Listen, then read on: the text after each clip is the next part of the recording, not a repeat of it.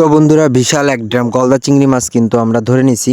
আর গলদা চিংড়ি মাছের সাইজটাও কিন্তু অনেক বড় বড় ছিল। আর এইদিকে জালে ছিল কিন্তু রুই মাছ ভরা, আর এই পাশে চলছিল মাছ ধরা। সব কিছুই আজকে দেখানোর চেষ্টা করব।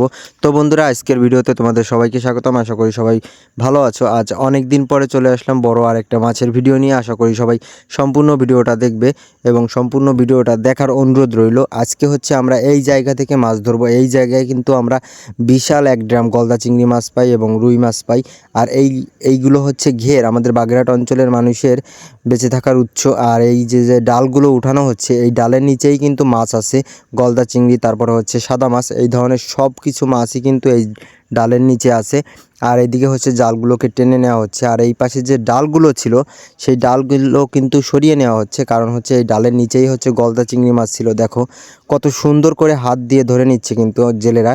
দেখো কত সুন্দর পদ্ধতিতে ডালগুলোকে সরিয়ে তারপরে হচ্ছে মাছগুলোকে বেছে বেছে ধরে নিচ্ছে, হাতের নিচে চলে আসছে আর হচ্ছে মাছগুলোকে ধরছে। কতটা চাপ এইখানে। আর এই শীতের মধ্যে জেলেরা মাছ ধরছে। আর এই মাছগুলো বিক্রি করতে নিয়ে যাওয়া হবে কিন্তু ফকিরহাট বটতলা।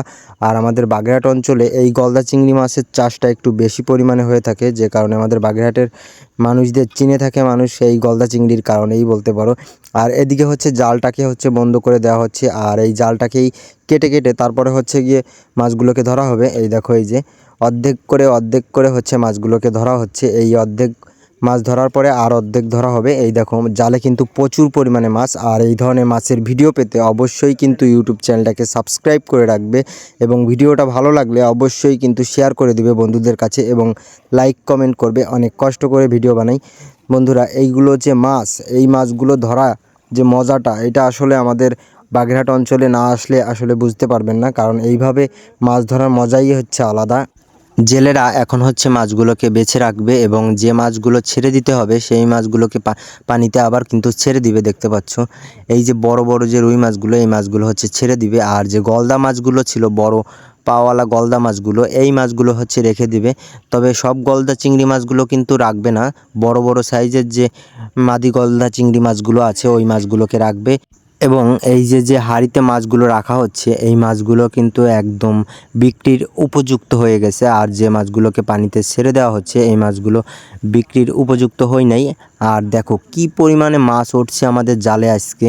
আর তোমাদের দেখাতেও পারছি, অনেক ভালো লাগছে। এই ধরনের মাছের ভিডিও যদি প্রতিনিয়ত দিতে পারি, তবে তোমাদের ভালোবাসা পেলে তাহলে প্রতিনিয়ত দেওয়ার চেষ্টা করব।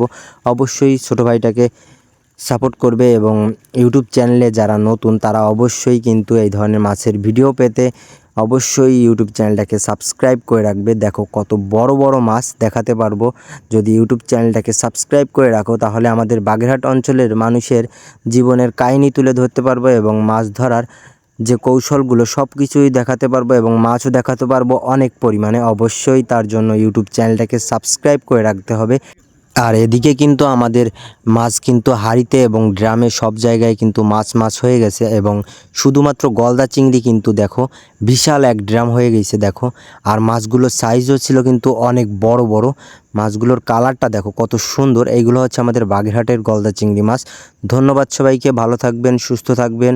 ভিডিওটা শেষ পর্যন্ত দেখার জন্য সবাইকে অসংখ্য অসংখ্য ধন্যবাদ। ভালো থাকবেন, সুস্থ থাকবেন।